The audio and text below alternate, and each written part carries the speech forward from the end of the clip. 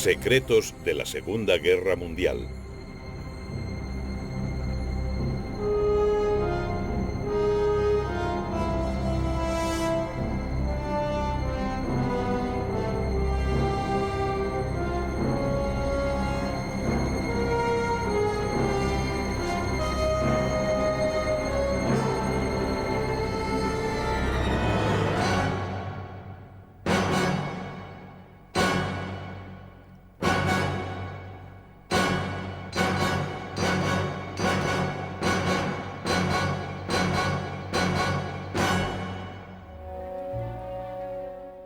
Los secretos de la guerra submarina.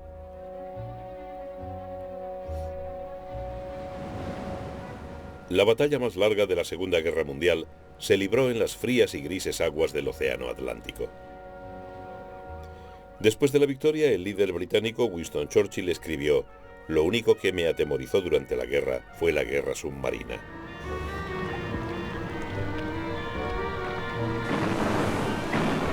Los navíos de línea de la Royal Navy no eran ninguna garantía contra los estragos causados por los submarinos alemanes. La presa de los submarinos fueron los convoyes del Atlántico, frágiles líneas de suministro que transportaban alimentos y materias primas a Inglaterra. Si se cortaban, las industrias de guerra británicas se paralizarían y la población sufriría hambre. La guerra contra los submarinos fue más allá del fondo del mar. Hubo otra y más secreta guerra en los terrenos de esta mansión victoriana en las afueras de Londres.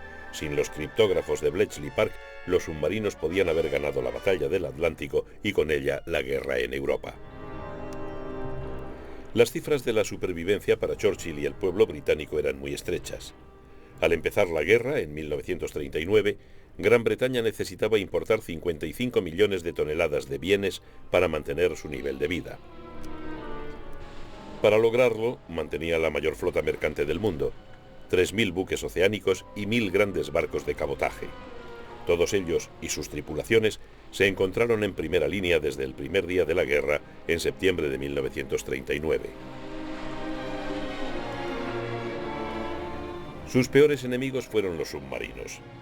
Pero en 1939 el comandante alemán de submarinos, el almirante Karl Dönitz, solo disponía de 57 naves, de las que apenas la mitad podía navegar en alta mar. Los británicos ya se habían enfrentado antes a los submarinos. En 1917, en el peor momento de la Primera Guerra Mundial, los submarinos habían hecho una guerra sin tregua en el Atlántico con terribles resultados. Los submarinos casi lograron poner de rodillas a los británicos, provocaron la entrada en guerra de los Estados Unidos y aceleraron la invención por los aliados del sistema del convoy. En febrero de 1917 los submarinos hundieron 259 barcos. En ese mismo mes, el primer lord del almirantazgo, el almirante Jellicoe, advirtió que los alimentos y materias primas se acabarían en el mes de julio. Los norteamericanos necesitaban tiempo para movilizar. La victoria parecía al alcance de Alemania.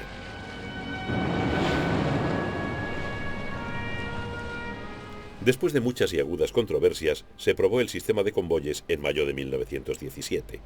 Al ir protegido por una escolta y avanzando en zigzag por el océano, un convoy resultaba tan difícil de localizar como un barco aislado y considerablemente más difícil de atacar. Cuando la radio transmitía una alerta de submarinos, los convoyes podían desviarse para evitarlos. Se desarrolló nueva tecnología. Aunque nunca llegó a ser operativo, el sistema ASDIC rompió moldes en la detección de submarinos.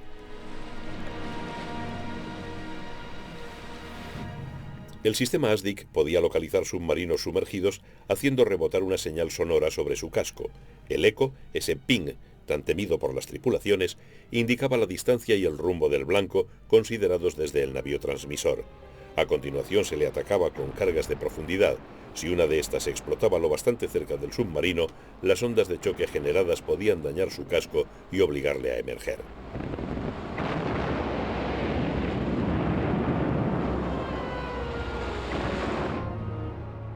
En 1939, la permanente actividad mundial de la Royal Navy garantizaba su superioridad sobre la Kriegsmarine.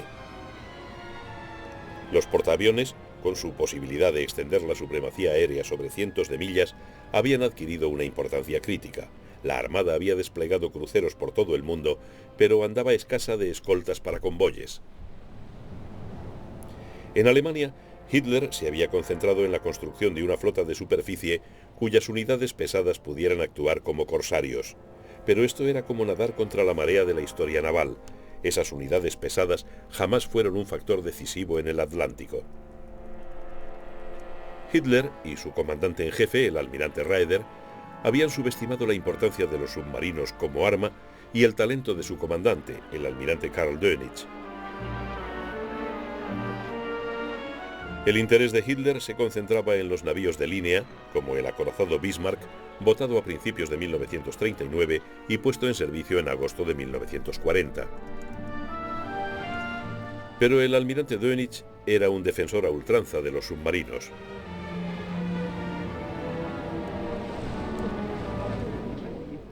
Karl Dönitz se había unido a la división de submarinos en 1916 y fue capturado por los ingleses en octubre de 1918.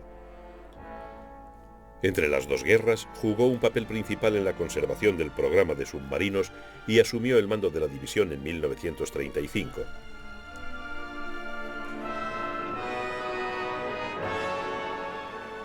Dönitz era un nazi ferviente con fácil acceso a Hitler, pero no lograría alcanzar su objetivo previsto de 300 unidades hasta julio de 1942. Además, al principio de la guerra, los submarinos de Dönitz recibieron órdenes de no hundir mercantes desarmados sin previo aviso, lo cual no pudo evitar un fatídico incidente ocurrido en la tarde del 3 de septiembre, el día en que Gran Bretaña entró en guerra con Alemania.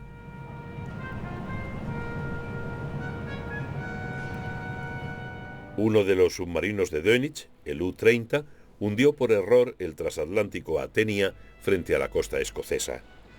El capitán lo confundió con un mercante armado. El hundimiento del Athenia forzó al almirantazgo a tomar una importante decisión estratégica.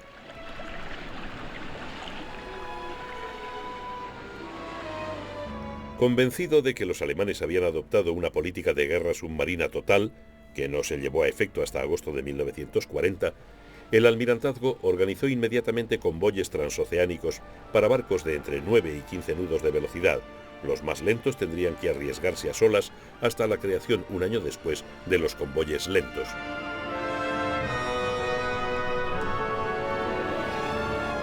Poco después, la Royal Navy adquirió 50 destructores norteamericanos anticuados para utilizarlos como escolta de convoyes.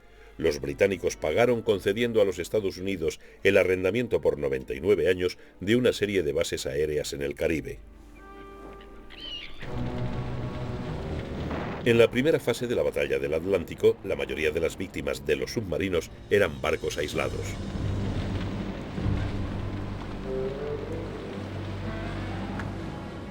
Los submarinos también lograron éxitos notables contra los buques de guerra británicos. Hundieron el acorazado Royal Oak en Scapa Flow y el portaaviones Courageous durante una patrulla antisubmarinos.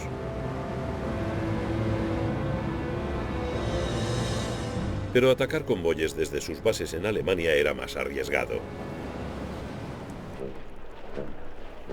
La situación cambió radicalmente tras la caída de Francia en junio de 1940.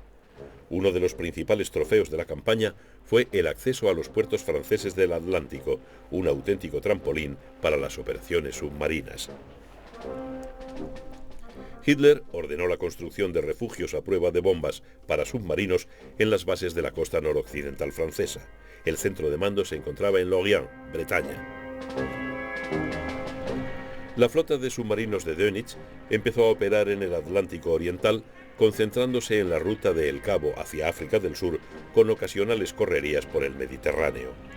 En la primavera de 1941, una vez perfeccionadas sus tácticas anticonvoy, los submarinos extendieron sistemáticamente sus acciones al Atlántico Occidental y Central. La limitada cobertura aérea aliada dejaba un espacio en el Atlántico Central que los submarinos supieron aprovechar. Los comandantes de submarinos bautizaron al período entre julio y octubre de 1940 como los buenos tiempos. Buenos para algunos. Durante esos meses hundieron 217 barcos a cambio de perder solo 2 submarinos. La mayoría de sus víctimas aún navegaban por su cuenta. El comandante de submarinos, Günther Prien, fue una de esas estrellas que se convirtieron en héroes propagandísticos.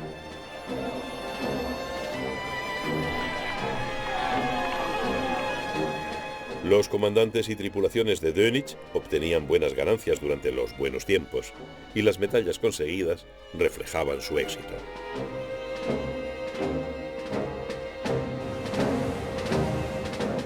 La Royal Navy, enfrentada a la amenaza de una invasión a través del Canal de la Mancha, no podía dedicar muchos barcos a hostigar a los submarinos.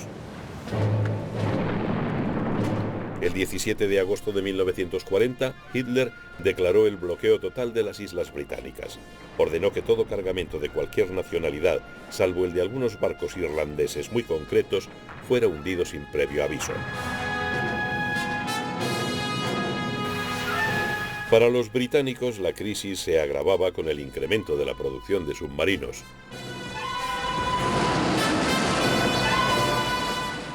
Y con la aplicación de la táctica de las jaurías. Dönitz se daba perfecta cuenta de la desigualdad matemática con la que se enfrentaban los submarinos. Dado que la velocidad de un submarino sumergido era a menudo inferior a la de un mercante, si el capitán situaba erróneamente a su submarino al atacar un convoy, tendría que esperar mucho tiempo antes de que llegara otro, e incluso entonces no tendría ninguna seguridad de estar bien situado respecto del nuevo blanco.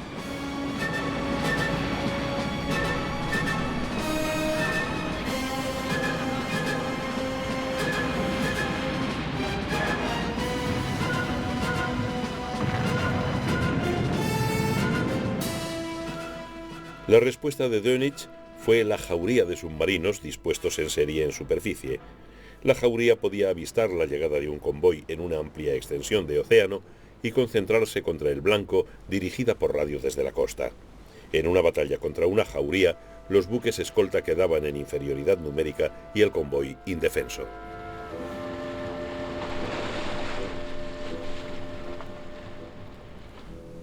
En esta fase de la guerra, los escoltas eran escasos.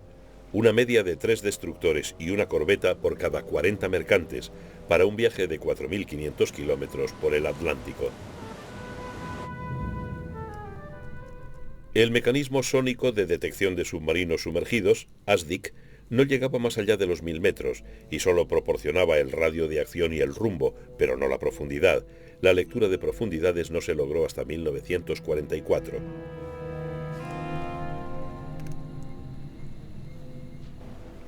Por tanto, había que armar a ciegas las cargas de profundidad accionadas por una espoleta de presión.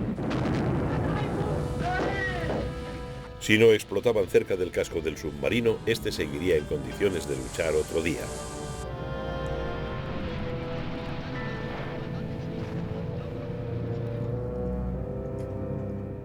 A poca distancia, los submarinos podían seguir los movimientos de sus perseguidores mediante hidrófonos.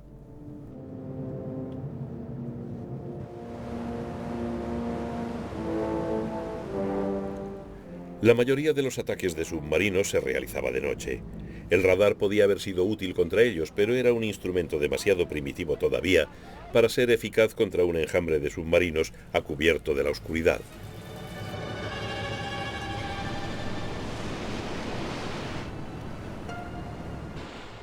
Hasta la comunicación entre escoltas y escoltados era defectuosa, pues se realizaba mediante señales luminosas, toques de sirena y banderas. El radioteléfono no se implantó en los buques de escolta hasta finales de 1940. La amenaza de los submarinos aumentaba.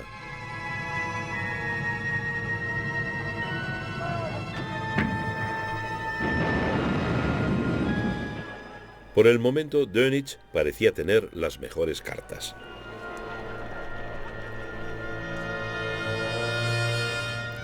Pero incluso durante el mayor peligro de invasión, en las peores horas de julio de 1940, la Royal Navy empezaba a devolver los golpes. Los comandantes de escolta aprendían su oficio en Tobermory, en la isla escocesa de Mull, cuartel general de la base de entrenamiento HMS Western Isle, bajo la atenta mirada del exigente Comodoro Gilbert o Stevenson. Stevenson, también llamado el terror de Tobermory, inculcaba en sus cursillistas una nueva disciplina que salvaría muchos cargamentos y muchas vidas.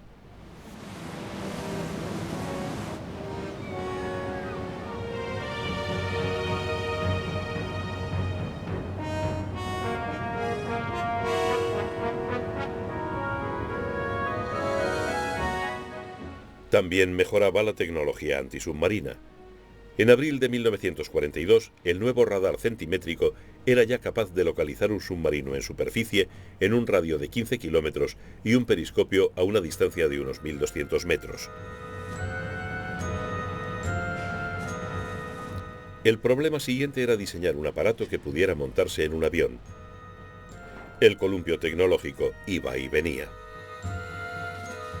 Del otro lado, el servicio de escucha alemán B-Dienst interceptaba los radiogramas y las transmisiones codificadas de la Royal Navy para situar los convoyes y conocer sus órdenes. El B-Dienst descodificaba hasta 2.000 transmisiones británicas por semana.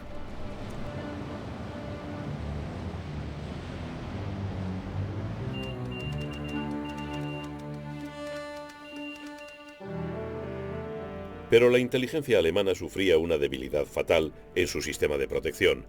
Todos los submarinos iban equipados con una máquina Enigma. Los criptógrafos británicos de Bletchley Park y el servicio de escucha Y leían todas las transmisiones en Morse de Enigma hacia su base de Lorient.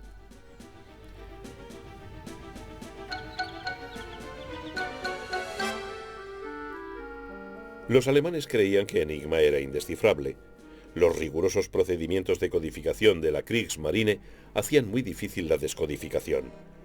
La máquina Enigma era semejante a una máquina de escribir, con la peculiaridad de que la letra marcada era reemplazada por otra cualquiera en una asombrosa combinación de 150 millones de millones de millones.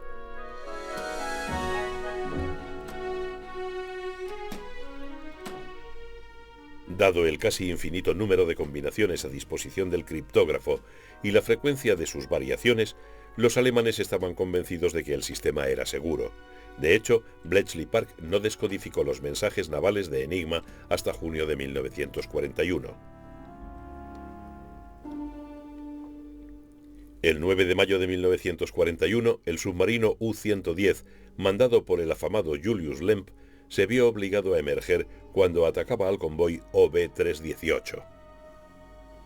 El capitán de escolta Joe Baker Creswell, del destructor Bulldog, decidió embestir al submarino, pero luego, ante la sorpresa de sus subordinados, ordenó abordarlo. Los tripulantes alemanes que habían abandonado la nave fueron recogidos por el Bulldog, pero Lemp, comprendiendo lo que pretendían los ingleses, nadó hacia su submarino. Los disparos de una Lewis se lo impidieron y no se le volvió a ver. Dentro del U-110 se encontró un tesoro en forma de libros de códigos y de mapas de campos de minas. Pero lo más importante fue la máquina Enigma con una lista de combinaciones. Fue uno de los éxitos más importantes de la inteligencia naval durante la guerra. El Bulldog comenzó a remolcar al U-110, pero este no tardó en hundirse. Hasta el final de la guerra, los alemanes creyeron que se había ido a pique con sus secretos. Desde el momento de la brillante iniciativa de Baker Creswell hasta febrero de 1942, Bletchley Park pudo leer continuamente las transmisiones alemanas de alto secreto para ponerlas a disposición del centro de seguimiento del almirantazgo.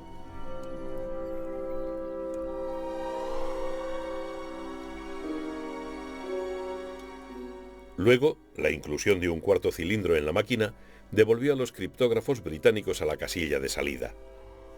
Pero en noviembre de 1942, el HMS Petard capturó uno de los nuevos cilindros en el Mediterráneo a bordo del U-559. De nuevo, se pudieron descifrar las transmisiones. La descodificación de los mensajes de Enigma permitió reorientar los convoyes, apartándolos de las jaurías de submarinos. Se ha calculado que en los meses posteriores al incidente del U-110 se salvaron unos 350 barcos, con una carga de 1,5 millones de toneladas. También proporcionó a los británicos un respiro que aprovecharon para incrementar su arsenal antisubmarino.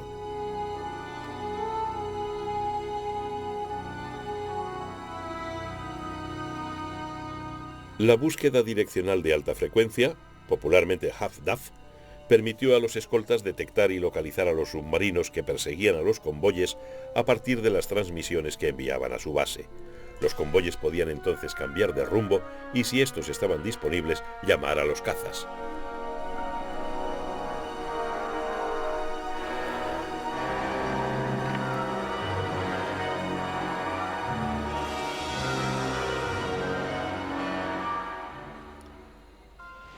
Pero los submarinos seguían constituyendo una amenaza mortal, sobre todo en zonas en las que no se disponía de escolta aérea. Los submarinos a menudo trabajaban en equipo con los bombarderos de reconocimiento de gran autonomía Focke-Wulf 200 Cóndor.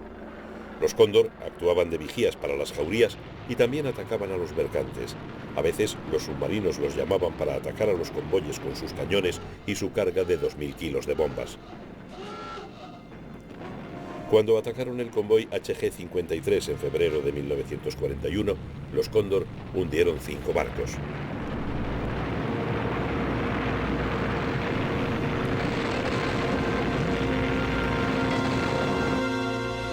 Una posibilidad de proporcionar cobertura aérea a los convoyes era montar una catapulta de aeronaves en un mercante, transformándolo en un buque CAM.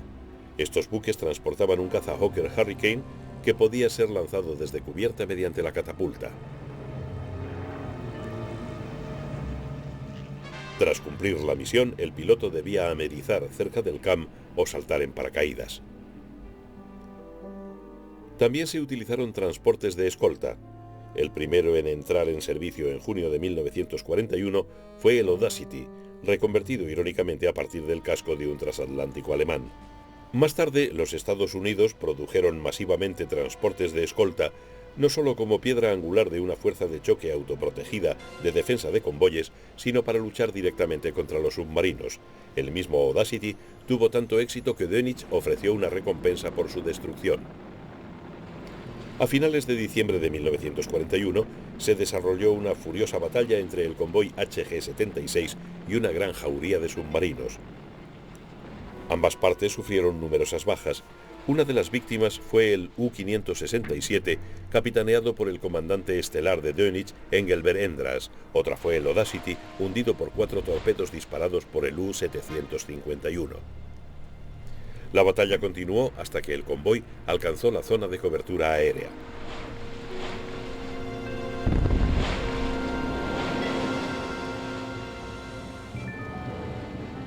Los Estados Unidos habían entrado en la guerra en diciembre de 1941, después del ataque japonés a Pearl Harbor.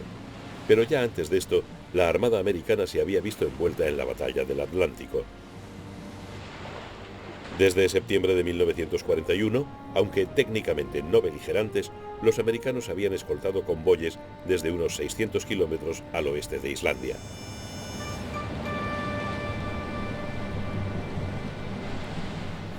Pero ahora que eran por fin combatientes, los submarinos disfrutaron de unos nuevos buenos tiempos al asaltar mercantes sin escolta en la costa este de Estados Unidos. Desde enero de 1942, una docena de submarinos recorría permanentemente esas aguas y las del Golfo de México.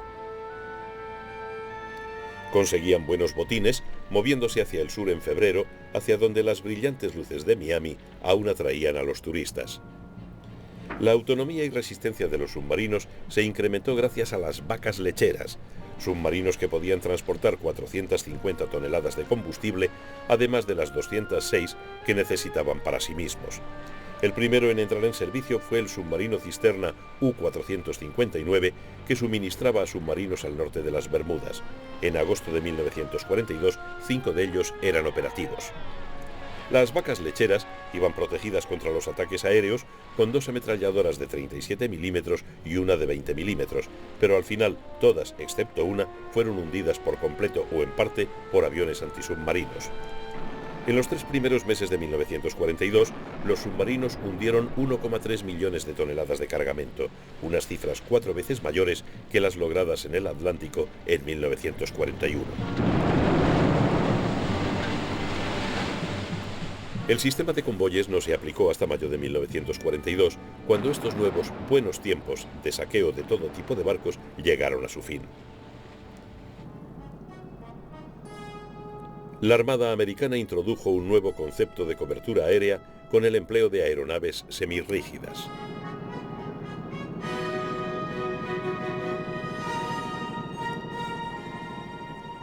Los dirigibles resultaron ser un arma muy eficaz en la guerra contra los submarinos.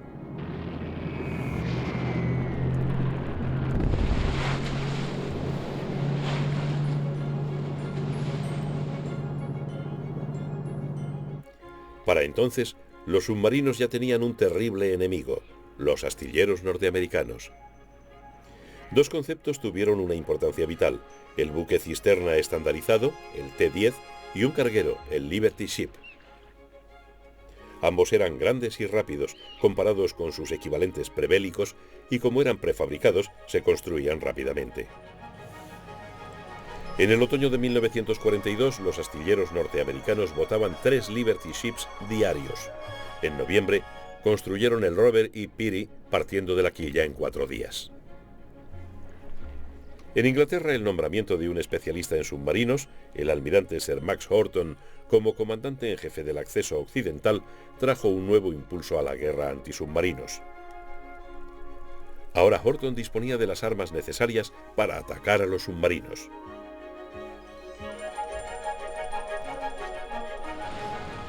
A mediados de 1942 la batalla del Atlántico se mantenía igualada.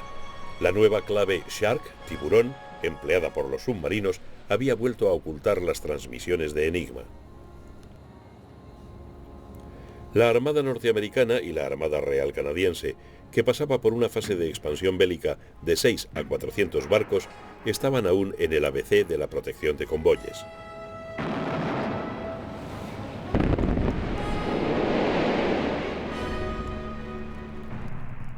En Inglaterra, el mando de costa de la RAF estaba empeñado en una dura lucha con el mando de bombarderos para conseguir unidades de gran autonomía. ¿Era más productivo bombardear ciudades alemanas o hundir submarinos? En esta controversia, el mando de bombarderos iba ganando de momento.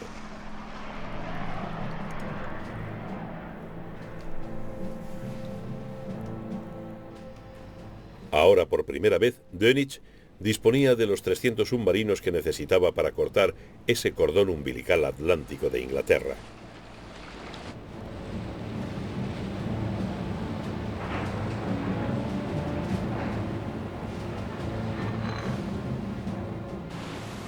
En noviembre de 1942, las pérdidas por ataque de submarinos en el Atlántico Norte alcanzaron 509.000 toneladas.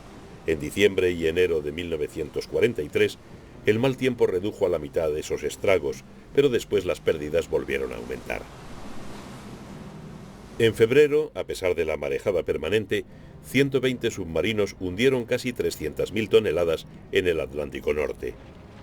En marzo, los submarinos echaron a pique 108 barcos, la mayoría de ellos navegando en convoy. Los submarinos parecían tener la victoria a la vista, mientras el ejército norteamericano incrementaba sus dotaciones de hombres y material en Inglaterra. La carrera entre los submarinos y la acumulación de poder bélico norteamericano parecía un eco de 1918. En contra de lo previsible, parecía que los submarinos podían ganar. Dönitz decidió explotar la zona sin cobertura aérea que seguía existiendo en las defensas aliadas al sur de Groenlandia. Pronto recibió el nombre de Torpedo Junction, encrucijada de los torpedos. Los submarinos disponían de una nueva arma, los torpedos retardados. Se disparaban a larga distancia y flotaban por entre las líneas de barcos con buenas posibilidades de alcanzar a uno de ellos. En marzo, 2 convoyes en dirección este desde Norteamérica libraron una rabiosa batalla durante la cual 40 submarinos hundieron 22 mercantes de una flota de 90 y uno de sus 20 escoltas. Churchill y su gabinete de guerra observaban con ansiedad las cifras y estadísticas que reflejaban los altibajos de la batalla del Atlántico.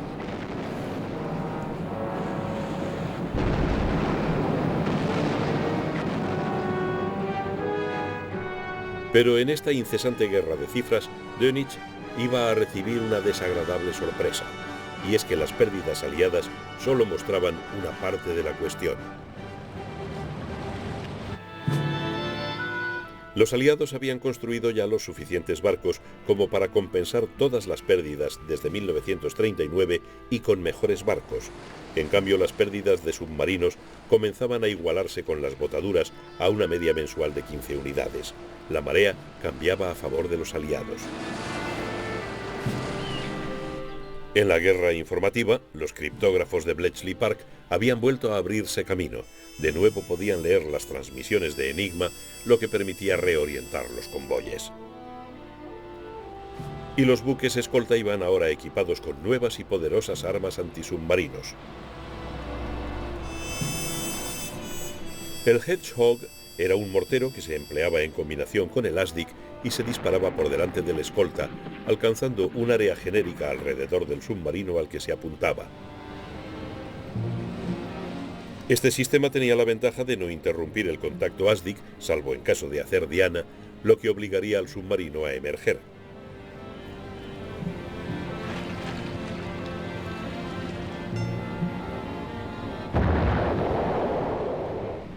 Grupos de apoyo dirigidos por transportes de escolta empezaron a buscar y a destruir a los submarinos hostigadores.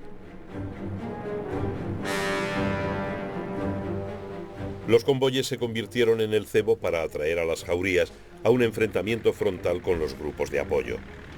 En esta ocasión fueron los submarinos los que se encontraron en inferioridad numérica. Incluso los endebles Fair y Swordfish alcanzaron a un buen número de ellos.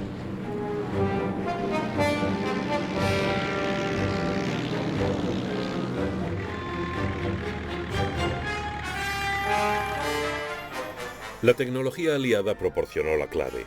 El radar centimétrico, con su mayor alcance y resistencia a las interferencias, podía adaptarse a un aparato antisubmarino como el Shore Sunderland, denominado por los alemanes puercoespín volador.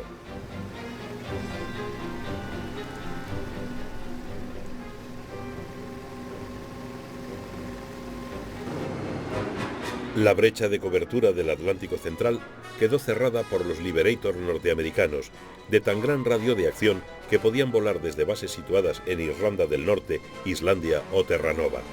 Estos aviones fueron la némesis de los submarinos. Pronto no les quedaba a los submarinos donde esconderse de los despiadados observadores aéreos.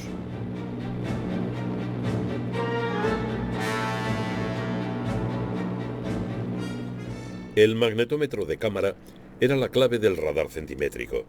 En marzo de 1943, los alemanes se apoderaron de una válvula de magnetómetro, pero sorprendentemente se negaron a creer que los británicos dispusieran de la capacidad para desarrollar semejante radar aire-superficie de alta frecuencia. En realidad, los británicos casi habían completado su desarrollo del radar. En la primavera de 1943 se instalaron los radares y se formó a las tripulaciones para su uso.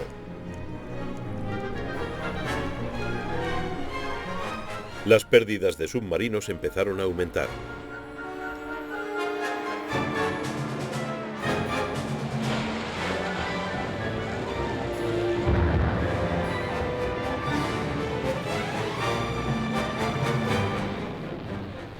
Las jaurías estaban ahora atrapadas en una prensa tecnológica de la que no podían escapar.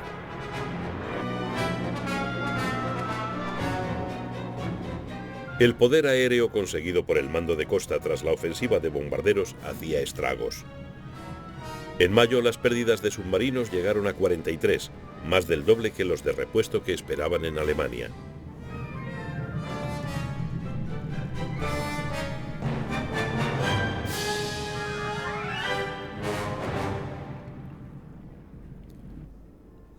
La noche ya no proporcionaba cobertura a las jaurías. En cuanto el radar había cumplido con su cometido, el avión se acercaba a su presa y la iluminaba con un potente foco instalado bajo el fuselaje. El foco Lee, implantado en el verano de 1942, fue otro importante agregado al arsenal de los cazadores de submarinos. Al final de la guerra, 218 submarinos habían sido atacados por la noche, 27 fueron hundidos y 31 gravemente averiados.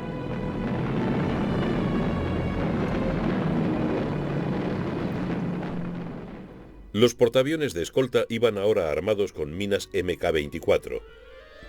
En realidad, la Mk-24 era un torpedo que se dirigía siguiendo el ruido de las hélices del submarino. Su primer éxito llegó en abril de 1943. Un aparato del portaaviones USS Santee obligó a un submarino a sumergirse mientras otra unidad lanzaba el torpedo en las revueltas aguas.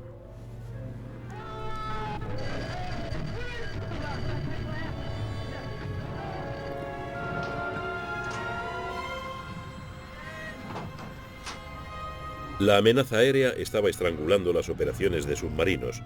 Al principio, Dönitz ordenó que sus comandantes plantaran cara en el Golfo de Vizcaya, pero el incremento de las pérdidas les obligó a pasar al Atlántico Norte en inmersión. En mayo de 1943 ya no quedaban brechas de cobertura que las jaurías pudiesen explotar. Sus patrullas se dispersaron. Cuando se concentraban, los aviones aliados les estaban esperando.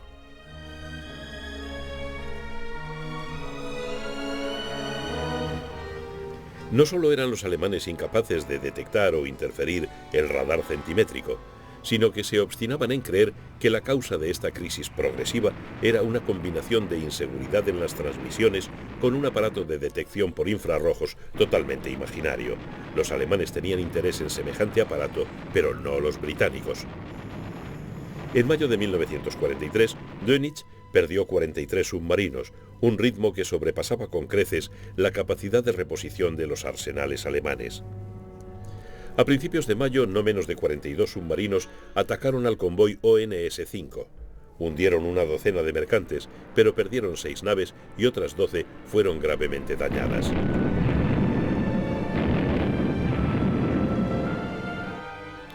El 24 de mayo, Dönitz se inclinó ante lo inevitable y retiró a sus jaurías para lamerse las heridas.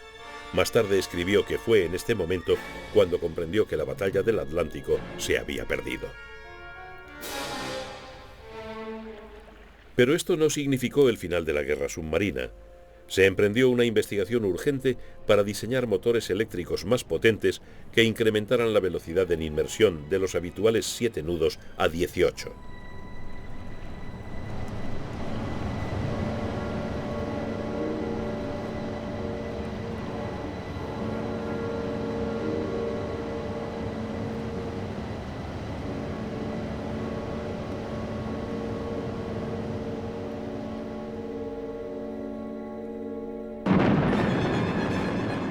Mientras tanto, los alemanes se esforzaban por restañar las pérdidas que ocurrían sobre todo en superficie.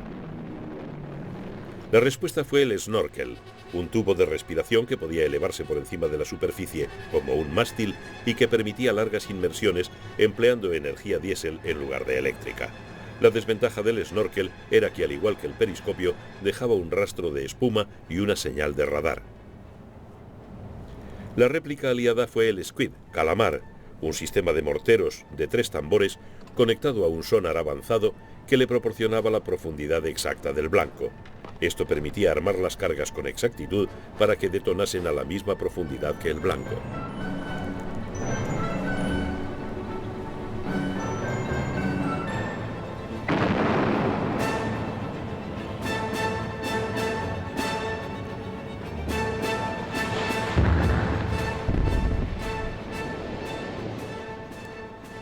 En septiembre de 1943, las jaurías regresaron a sus terrenos de caza del Atlántico Norte pensando hacer estragos en los convoyes aliados con sus nuevos torpedos acústicos. Pero a principios de 1944, las jaurías habían sido dispersadas y los submarinos obligados a operar como cazadores solitarios. En junio de 1944, cuando los aliados instalaron su cabeza de puente en Normandía, se ordenó a los submarinos atacar a las fuerzas de invasión. Pero mientras británicos y norteamericanos avanzaban tierra adentro, los submarinos solo lograron hundir 6 barcos, sufriendo 11 pérdidas. Cuando los aliados ocuparon Francia, Dönitz perdió sus bases del Golfo de Vizcaya. En los últimos compases de la guerra, los alemanes lograron completar los diseños de una serie de submarinos avanzados. El más prometedor de ellos era el Tipo 21. Este disponía de motores avanzados y de una batería de gran capacidad, lo que le hacía más rápido en inmersión que en superficie. Pero aunque se encargaron 120 unidades, solo una entró en acción la última semana de la guerra. La rendición alemana ofreció a los hombres de la Royal Navy la posibilidad de estudiar de cerca a sus enemigos.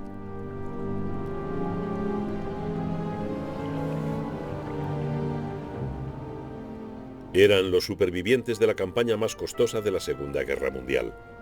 De los 830 submarinos de la Kriegsmarine, se habían perdido 696, casi todos en el Atlántico.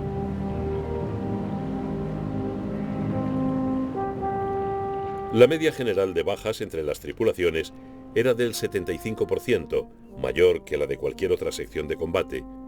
Los submarinos reivindicaron el hundimiento de casi 2.500 mercantes, pero habían perdido la batalla del Atlántico. Estas cifras sobrepasaban con mucho a las de la guerra en el Mediterráneo, aunque aquí también se había dado una lucha a vida o muerte por la hegemonía. Los submarinos alemanes e italianos se concentraron en cortar las líneas de suministro aliadas a la isla fortificada de Malta con algunos éxitos rotundos. En noviembre de 1941, el U-81 torpedeó y hundió el portaaviones Ar-Royal. En menos de una semana, otro submarino reivindicó el hundimiento del acorazado Barham.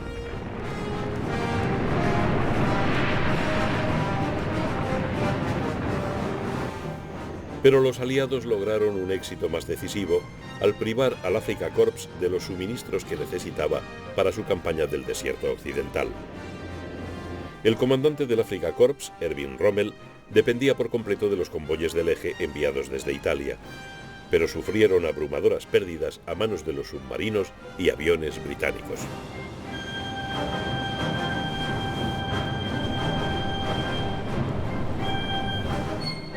La guerra de suministros del Mediterráneo se ganó gracias a los criptógrafos de Bletchley Park. Lo que ayudó a cambiar las tornas fue una vez más el desentrañamiento del código de Enigma.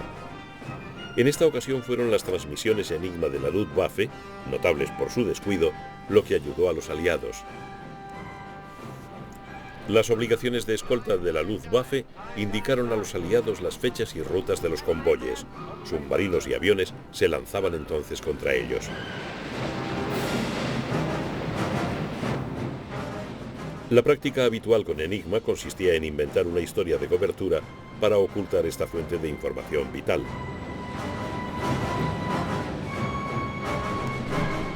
A consecuencia de la descodificación de Enigma, los submarinos y aviones aliados lograron privar a Rommel de casi la mitad de los suministros destinados a África del Norte. Los buques de guerra y los aviones del eje lucharon para conservar abiertas las rutas de los convoyes, pero sus pérdidas resultaron definitivas cuando la guerra del desierto alcanzó su punto culminante con la batalla de El Alamein en noviembre de 1942. Los submarinos aliados jugaron un papel principal a la hora de cambiar el sentido de la guerra en África. También en las enormes extensiones del Pacífico iban a tener los submarinos un papel decisivo. Japón no disponía de recursos naturales propios y dependía por completo de su enorme flota mercante para recibir alimentos y materias primas. Japón entró en guerra para asegurarse estos recursos y lo hizo atacando la flota norteamericana del Pacífico en Pearl Harbor. 6 meses después del ataque del 7 de diciembre de 1941, los japoneses habían creado un gigantesco imperio en el lejano Oriente y el Pacífico. A principios de la guerra, ambas armadas disponían de flotas de submarinos mayores que la de la Kriegsmarine.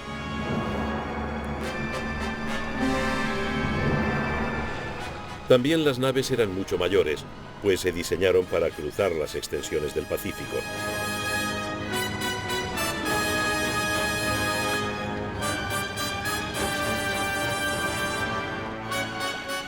Pero las ideas japonesas sobre su uso diferían radicalmente de las de su enemigo o de las de la Kriegsmarine.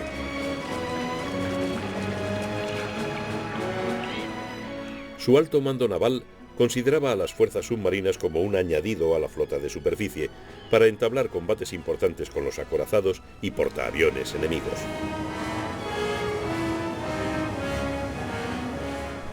Dado que grandes extensiones del Pacífico y la mayor parte del tráfico mercante se encontraban ahora dentro de su perímetro defensivo, los japoneses no pensaron utilizar sus submarinos como corsarios, como había hecho Dönitz en el Atlántico, con efectos tan devastadores.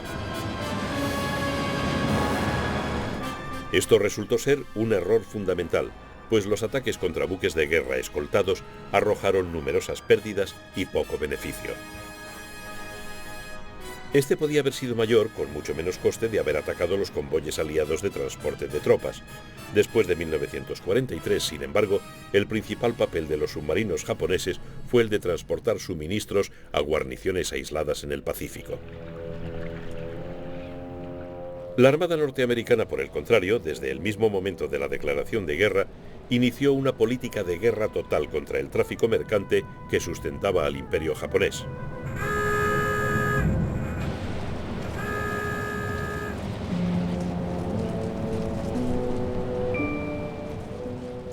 Al principio, los submarinos norteamericanos luchaban por lograr un impacto. Tenían que actuar a ciegas, sin las ventajas del radar. Además, sus torpedos tenían un serio defecto de fabricación, por lo que 1 de cada 3 no funcionaba correctamente. Eran días difíciles para los submarinos americanos. Las naves partían para largos viajes con víveres para 60 días. Los 80 hombres de sus tripulaciones vivían en condiciones penosas. Pero al igual que los británicos, los norteamericanos disfrutaban de una ventaja inestimable, el equivalente naval de Bletchley Park, la estación Haipo en Hawái. Allí es donde los criptógrafos norteamericanos descifraron el código naval japonés JN-25. Este éxito garantizó la victoria de Midway en junio de 1942, punto de inflexión de la guerra. El JN-25 no fue el único código enemigo descifrado por norteamericanos y británicos. También habían logrado acceder a los códigos mercantes Maru.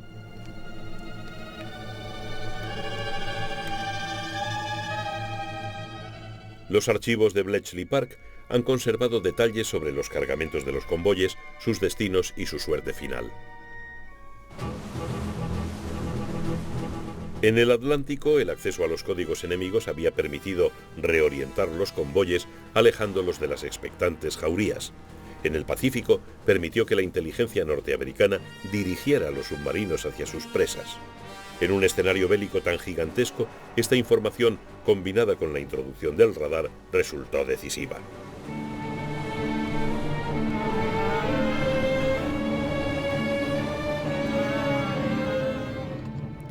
A menudo los convoyes japoneses navegaban en grupos pequeños, escoltados por un puñado de destructores obsoletos. Para los submarinos norteamericanos, guiados por los criptógrafos y los radares de a bordo, acabar con ellos era coser y cantar. En los primeros 6 meses de 1944, los ataques de submarinos y de aviones redujeron en un 75% el suministro japonés de petróleo. A lo largo de toda la guerra en el Pacífico, los norteamericanos hundieron 5 millones de toneladas de cargamento.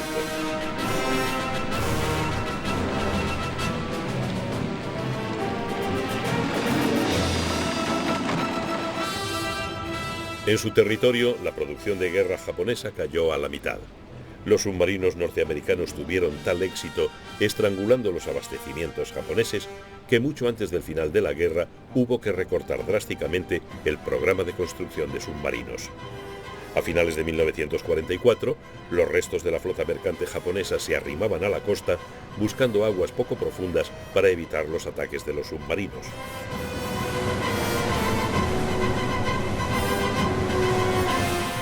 Los submarinos se quedaban sin objetivos y los japoneses se quedaban sin comer.